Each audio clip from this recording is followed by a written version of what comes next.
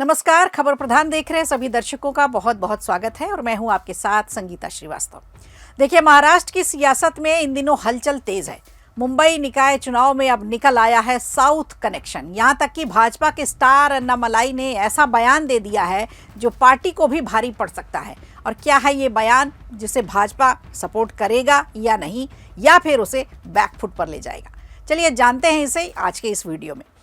दरअसल 15 जनवरी 2026 को मुंबई महानगर पालिका यानी बीएमसी समेत 29 नगर निकाय चुनाव में मतदान होना है, जिसे लेकर सियासी हलचल तेज है और पार्टियां अपनी अपनी तरह से तैयारी कर रही हैं।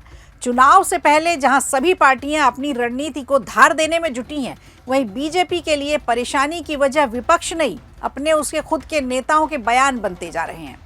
सबसे पहले बात करते हैं बीजेपी के तमिलनाडु इकाई के अध्यक्ष के अन्नामलाई की।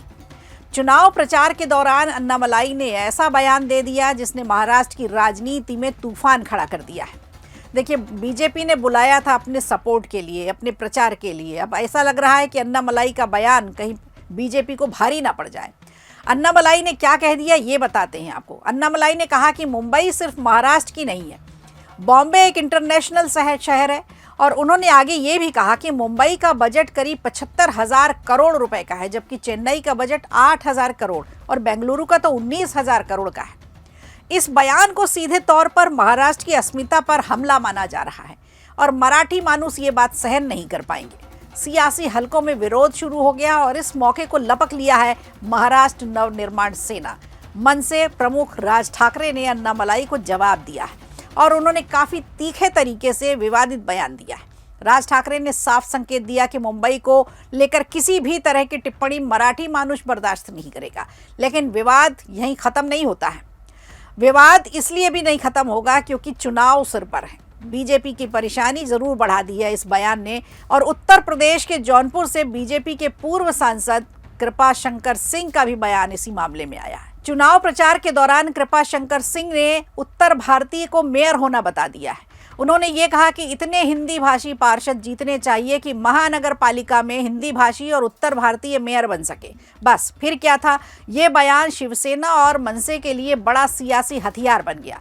मनसे नेता अविनाश जाधव ने पलटवार करते हुए कहा कि बीजेपी की नीति और मंशा अब साफ हो चुकी है। बीजेपी मराठी लोगों के वोट सिर्फ सत्ता के लिए चाहती है और उनकी अस्मिता की परवाह नहीं करती।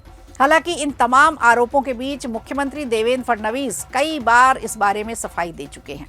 सीएम फडणवीस ने दो टूक कह दिया कि बीजेपी ने कभी भी मराठी अस्मिता से समझौता नहीं किया है और ना ही करेगी।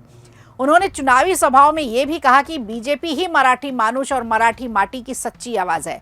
अब सवाल ये है कि क्या बीजेपी नेताओं के ये बयान मराठी वोटर्स को नाराज करेंगे या फिर इससे उन तबकों का समर्थन मिलेगा जो खुद को मुंबई और आसपास के इलाकों में हाशिए पर महसूस करते हैं। आपने देखा होगा, उत्तर भारतीयों के लिए मराठी मानुष असहनीय हो जाते हैं, एक दूसरे को ये बर्दाश्त नहीं कर पाते। जब भी बिहारी और उत्तर प्रदेश के लोगों की बात आती है, मराठी एक साथ हो जाते, एकजुट हो जाते हैं। अब राजनीतिक जानकारों का मानना है कि ये बयान बीजेपी के लिए डबल एज तलवार की तरह से हो सकते हैं। एक तरफ मराठी अस्मिता का सवाल है तो दूसरी तरफ उत्तर भारतीय और हिंदी भाषी मतदाताओं की बात है। अब इनकी नज़र इस पर टिकी हुई है कि इन बयानों का असर 15 जनवरी के मतदान में क्या होगा।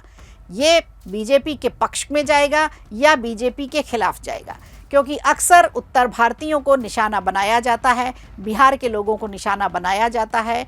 साउथ का कनेक्शन भी निकल आया है इसमें। तो अब एक साउथ के जो लोग हैं वो भी उनके लिए भी अब मराठी मानुस अब मुसीबत खड़ी कर सकते हैं।